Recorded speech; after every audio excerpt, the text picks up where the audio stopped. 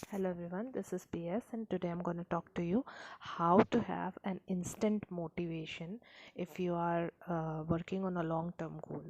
आप मान लीजिए कि आप किसी रिसर्च वर्क में या किसी लंबी पढ़ाई में लगे हुए हैं और अचानक से बीच में आप मोटिवेशन लूज़ कर देते हैं।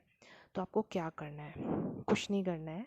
सबसे पहले तो आप ये सोचिए कि जब आपने इस काम की शुरुआत की थी तो उस वक्त जो चीज़ आपको ड्राइव कर रही थी वो वो सोर्स क्या था? आप क्या सोच रहे थे? आपके मन में क्या बात चल रही थी जिसके कारण आप लगे हुए थे इस एम की तरफ? और जैसे ही आपको वो सोर्स याद आएगा कि मैंने जब इस काम, मान लीजिए कि आपने कोई रिगरस पढ़ाई शुरू की।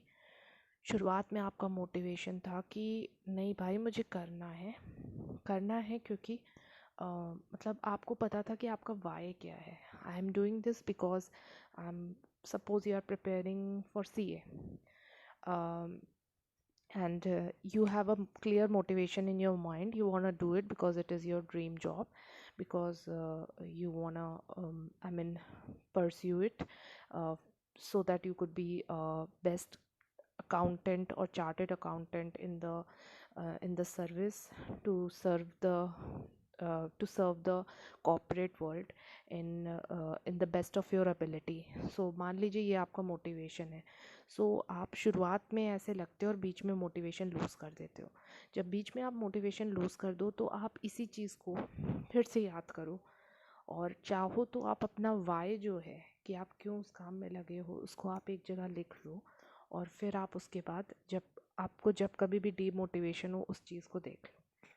दूसरी चीज़ होती है कि इंस्टेंट मोटिवेशन अंदर होता है, तो आप प्रोसेस को एंजॉय करो।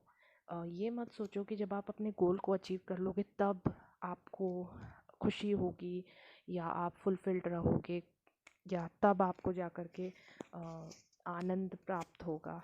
ऐसा नहीं सोचना चाहिए। आप प्रोसेस को एंजॉय करो। आप ये सोचो कि अगर आप अपने डेली टारगेट्स को अचीव करोगे तब आपको खुशी होगी, तब आपको आनंद मिलेगा।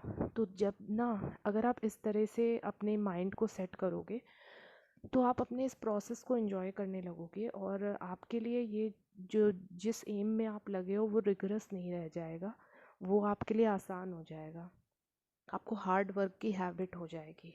और तीसरा सबसे इम्पॉर्टेंट, इस पूरे प्रोसेस के वक्त जब आप कोई काम कर रहे हो आपको अपने माइंड में नेगेटिव प्रोसेस नहीं आने देना है, नेगेटिव थॉट्स नहीं आने देना है, पॉजिटिव सोचना है।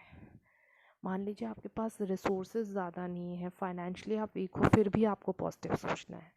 So that is all I have for you. See you in the next one. Bye bye.